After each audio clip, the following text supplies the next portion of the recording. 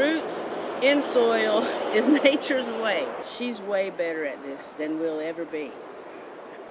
Step aside and let her walk through.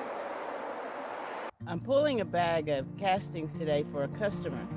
This is the very end of a 20-foot bed, and I've let it dry out significantly. At this point, I'm just finishing this out because I'm going to tear this bed down. I get questions about tree roots. Yes, they do come in. And at first, I ripped them all out as quickly as I could. They don't hurt anything. They provide a huge benefit. You see? Because vermicomposting is done in the dark, worm casting systems are bacterial dominant. But as I learned about soil science, I realized that just allowing the roots to be there, even covering them back up, this brings a living plant into my system.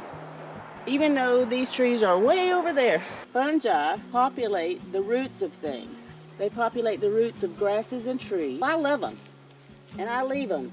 They don't hurt anything. Got some bones in here, tons of rocks. This is the golden ticket.